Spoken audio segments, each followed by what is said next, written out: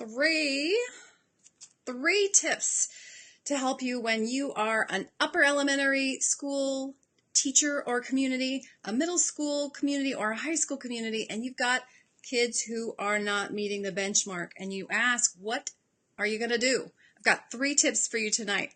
Are you ready? I am Dr. Marty Ginsburg here at Reading Simplified, where it's our job to help classroom teachers and anyone teaching reading, including homeschooling parents, tutors, mentors, and etc., streamline their classroom reading instruction or their reading instruction and accelerate students' reading achievement. But I've been getting some questions lately from readers and followers asking, what do we do when our kids are way behind and it's 4th grade, 5th grade, 7th grade? So we're going to talk about 3 answers that are that I'd like to share, but I also want to hear from you, okay? So do you have some solutions that you have implemented, your school has implemented, to solve the problem of those kids who are just so far behind? I want to hear from you. So say hello. Hi, Ravi. Hi, Robin. Hi, Laura. Oh, finally caught me live. Way to go. It's real. So if you are popping in and you have a solution from your school with those kids that are behind, but you're bringing them up, got some sort of system-wide, school-wide, or even just class-wide solutions, I'd love to hear from you. I know your colleagues would love to hear from you. So share your ideas tonight. So let me show you the couple of comments I've gotten. This is just a sampling of things that I've heard from you, and I think you'll find it interesting. Let's go jump over to a reader's comment. So she says here, we have such a huge number of students reading below grade level. I hate to say it, but can you like that? If you have that going on at your school, that was the situation at the school that I taught at that got me started on this path to creating Reading Simplified. Hi, Marnie. Another Marnie. Hi, Leah. I'm glad you guys are here.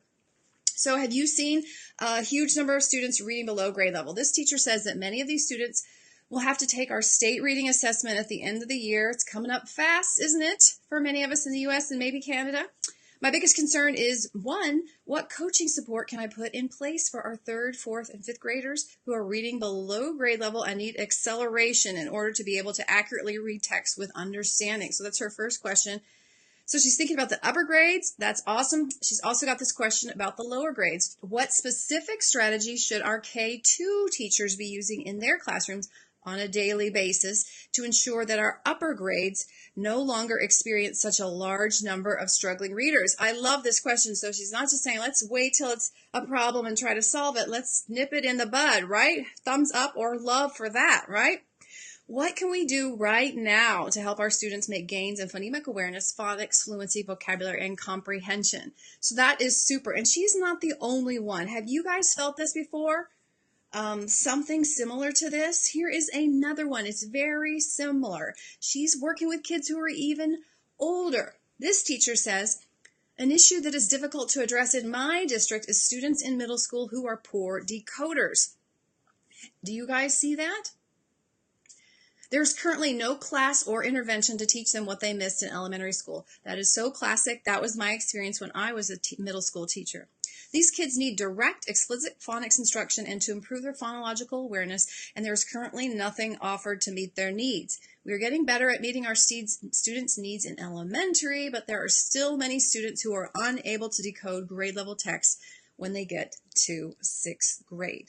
So this is just a sampling from 2, these are teachers in the U.S., but I doubt their story is that unique, unfortunately. I experienced this very dramatically, and it was so upsetting to me. That's why I've gotten to this point to create Reading Simplified, because there was a huge gap. I was a 6th grade language arts teacher, and my kids on average, just the run-of-the-mill average class of, I had 3 or 4 classes, a total of around 80 kids. They were on average reading at the 4th grade reading level, and I had some that were not even able to read at the 1st grade level. And I had the 6th grade curriculum, and then I had a special education teacher to support me.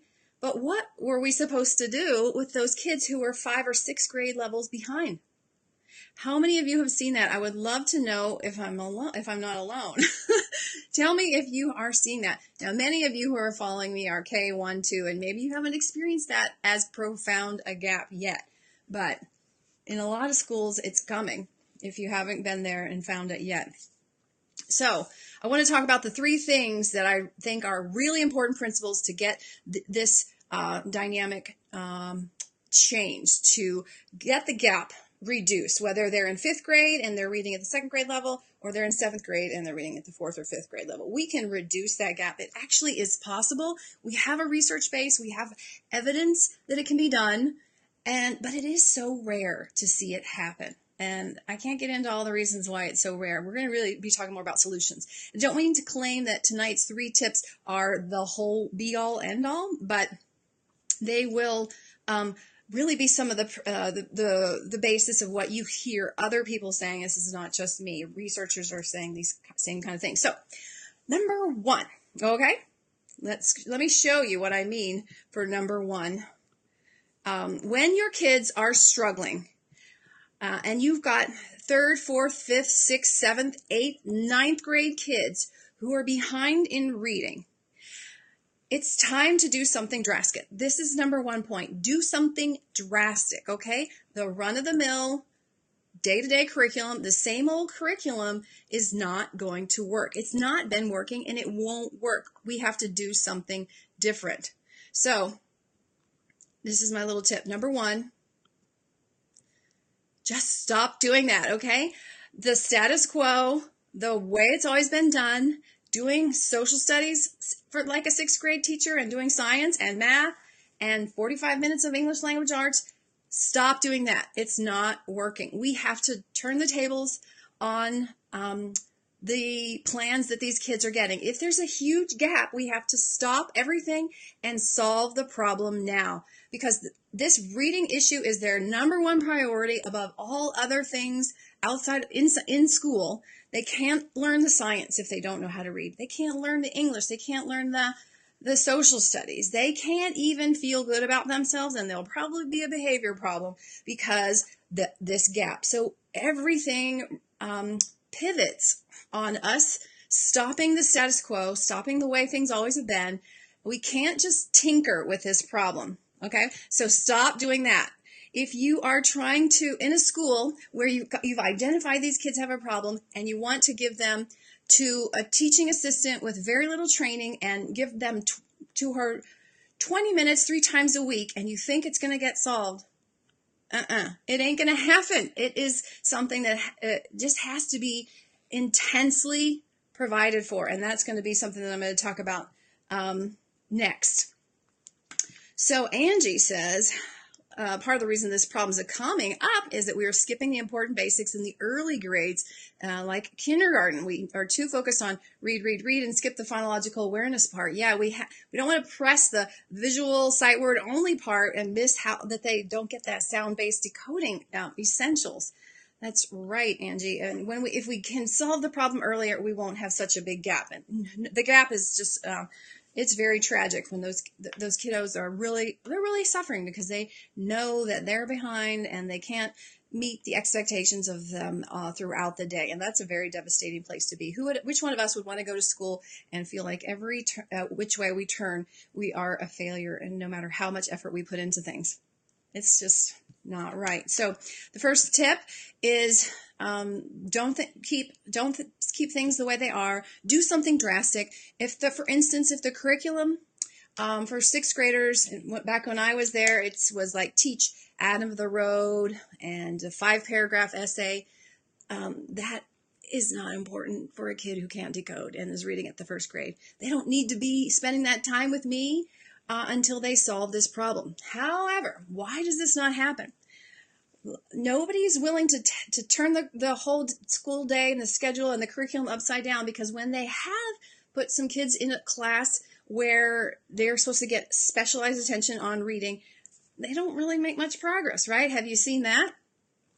This book, you can see I really like it, is fairly new, Essentials of Assessing, Preventing, and Overcoming Reading Difficulties by Professor David Kilpatrick. And he makes a really blunt point. that we have seen reading research interventions that have made a big impact on kids, like 25 standardized score points increase, and yet they're not being implemented in the schools. What is by and large being implemented, Dr. Kilpatrick says, are interventions that get 1 or 2 or 3 standard score point differences. So why would we be choosing this kind of incremental difference for those kids who are super far behind when we could choose something that's this significant? The whys of that, why is that gap there, are hard to discuss tonight, but that is, I think, is kind of the antidote for why we're not willing to do something drastic with our scheduling when kids get so far behind, because I think we don't really believe that we can solve that problem. But I'm here to tell you that you can, okay? So don't let the idea of doing something radical intimidate you, because you can get those kids to get to grade level. We do it all the time at Reading Simplified, and I like to show people how to do that. Laura is saying, with your Reading Simplified activities, my struggling student felt so successful and supported today that he said during his reading group, "We are all smart, right?" Oh, praise the Lord. That's beautiful, Laura. Congratulations. You tweaked some activities, and your student is giving you some high praise indeed, right? There's nothing better than for a struggling reader to turn around and say, "We are all smart." I love it. Thank you. Hey, Debbie. Hi, Megan. Welcome, you ladies. So number 1 is don't do things the way it's always been done. Just stop, okay? Change things up, okay? Number 2, reading research has proven this over and over again.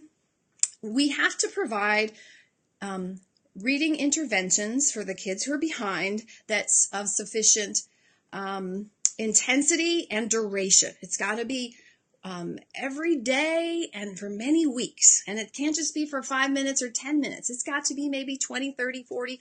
Some reading interventions are 60 minutes. A lot of the research where kids have been transformed from being, say, at the 2nd percentile to being average readers, it's through reading interventions where they get 70 hours of reading intervention. So that is a lot, but if you weren't a reader and you were at the 2nd percentile and you moved to being average, would it be worth it that you went through 70 hours? Could the school life of the leaders and the teachers be easier if everybody was not at the 2nd percentile and was more like average? You betcha.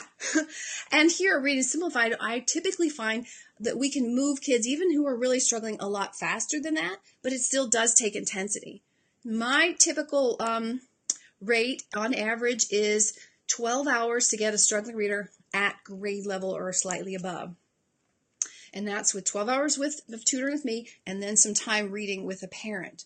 So in a classroom dynamic, it may take longer, but it still is, number 1, it's possible. And number 2, it can happen with the sufficient intensity and duration. So this is not just my idea. Let me share with you some folks who have been calling us to do that. Okay, so first of all, this is an intensive interventions for students struggling in reading and math. So that's the whole point. It starts with the word intensive. Or let me ask you guys, at your schools, even if you don't teach in the upper grades, if you're an elementary teacher, are your interventions intensive? I'd love to hear from you. Are they intensive? So this is a practice guide put out from the Center on Instruction, and it was written by Sharon Vaughn and Jeannie Wanzik and her colleague. And right here it says, page 22, increasing learning time. And that is so pivotal for seeing change. So if you're doing 10 minutes or 15 minutes or 20 minutes 3 times a week and you're not seeing change, don't be surprised. That's not based on research what you would expect to see happen, okay? So they point out that you've got to intensify it. You've got to make sure they've got feedback. And they also talk about time. They talk about increasing the frequency of intervention, 5 days a week, and the length.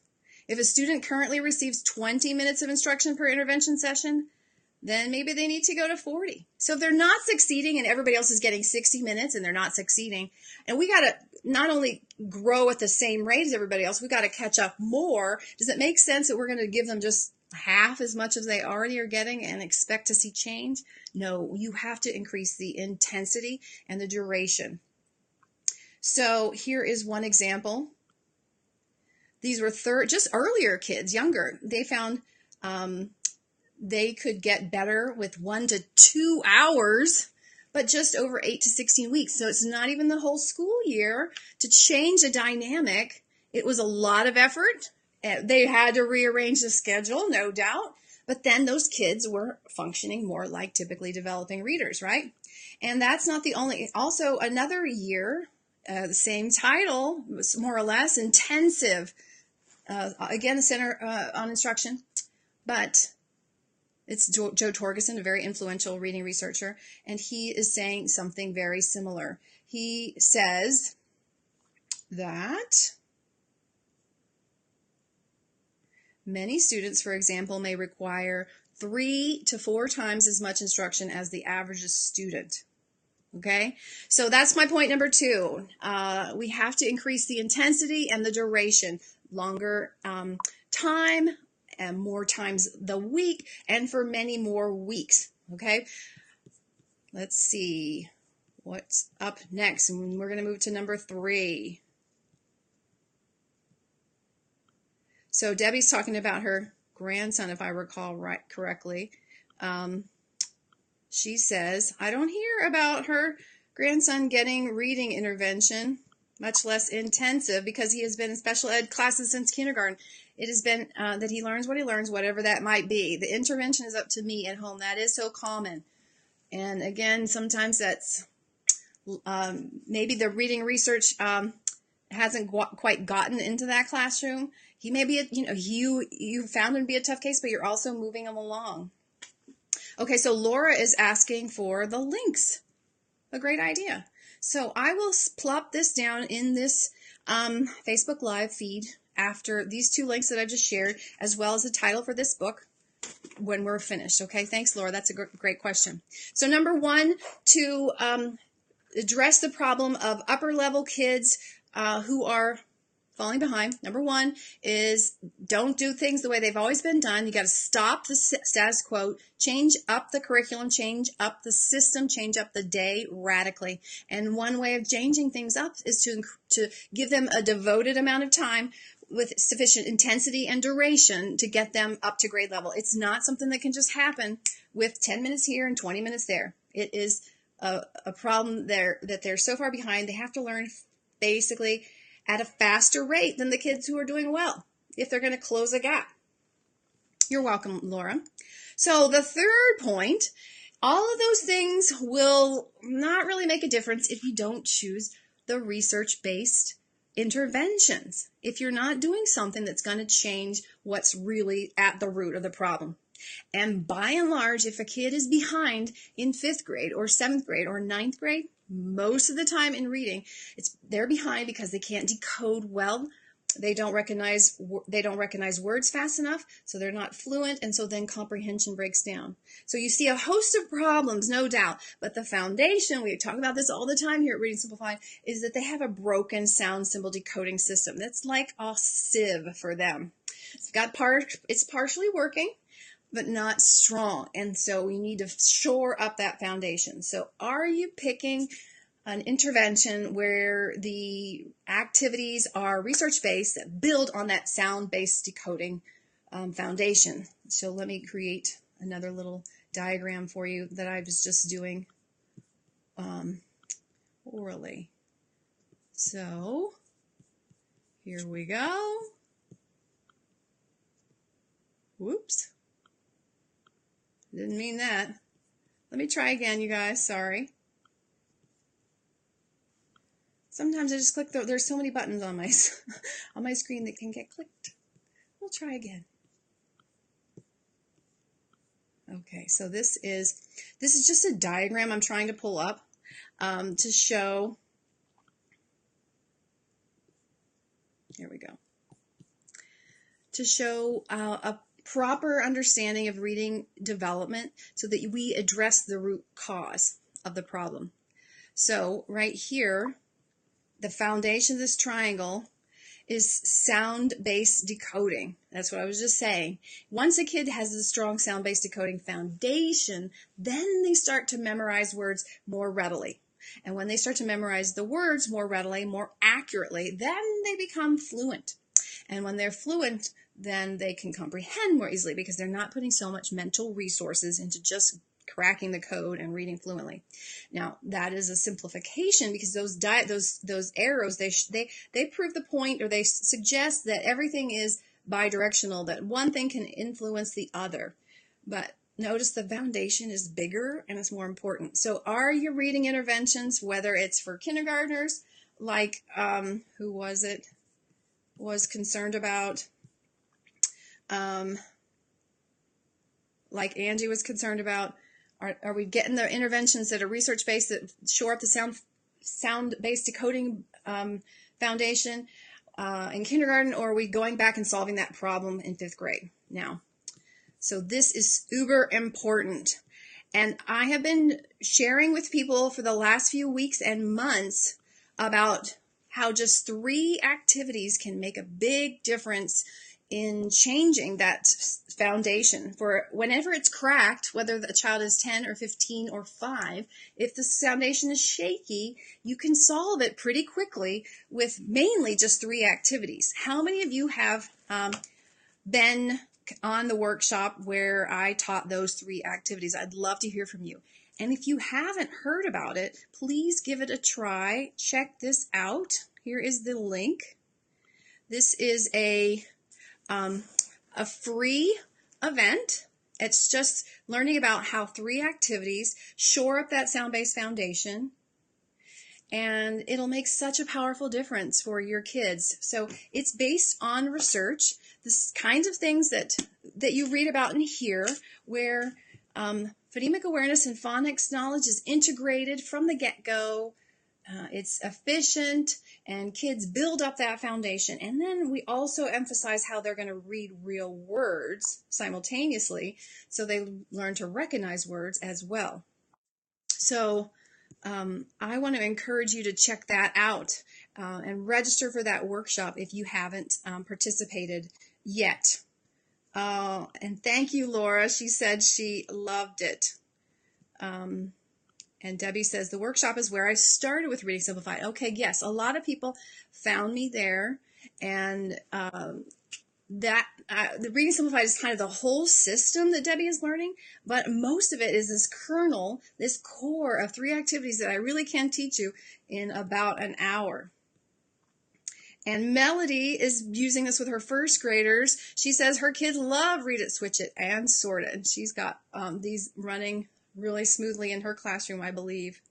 And Marnie, my namesake, she said she watched it. That's what got me hooked on Reading Simplified.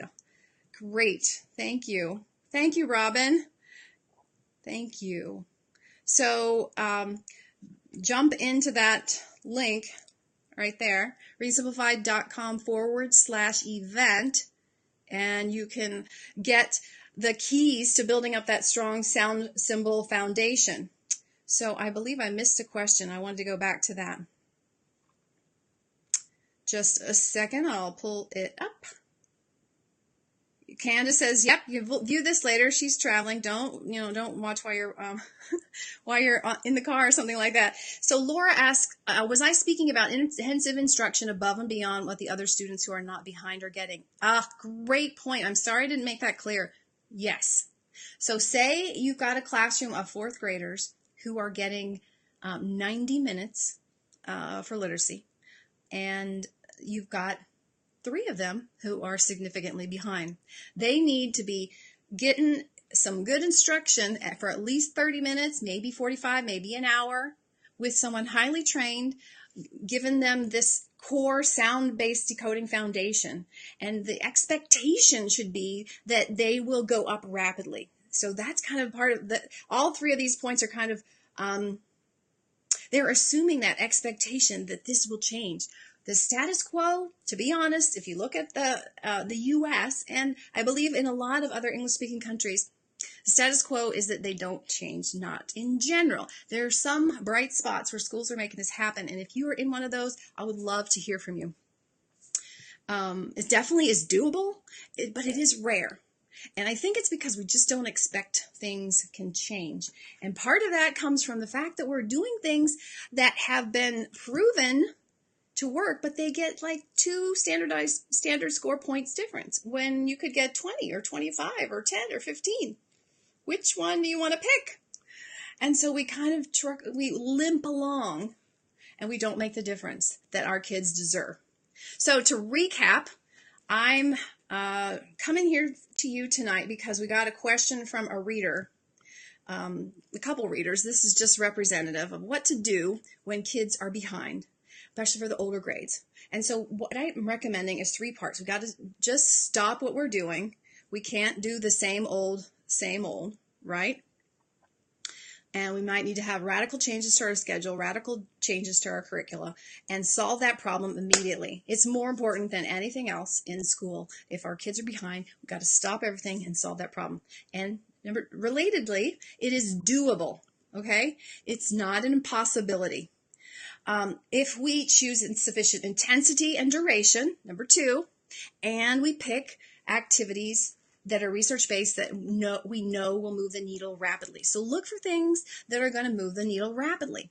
And I've searched for 20 years on things that move the needle rapidly, and that's kind of what forms the basis of Read Simplify.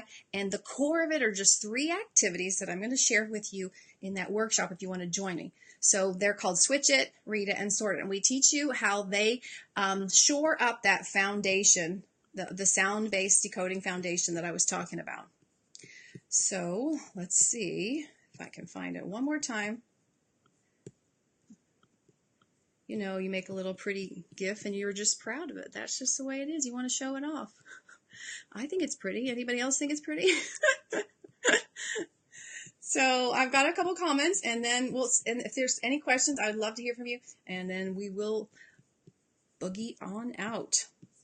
Again, I got to move my cursor around. Sorry, I'm slow sometimes with it. And Sarah points out that David Kilpatrick writes about which programs get the best results in word reading fluency. That's right. And I'm not even done with it. But yeah, he's got a lot of great ideas in there. One thing that I quibble with, I'll have to write about later. But most of it is just gem worthy. And Sarah also says her first grader asked me if she could make the words with the letters, build it, and switch it. Also, she wants to play teacher, right? That's awesome. Sweet. Yeah, I bet. What did you say? And did she do it yet? Did she make good lists? That would be cool, Sarah. That's so neat. Laura said, thank you. You're welcome. Oh, and Megan says her students enjoy the event. That's awesome. So if you want to shake things up, if maybe you don't have the power to do this, maybe you can just be vocal about these are 3 keys. I'll put the links to the things that I pointed it out as references, but also books like this, there are others like it, give you a lot of powerful evidence if you need to make the point that we have to do something differently. The status quo in general isn't working, and we got to solve this reading problem for those kids.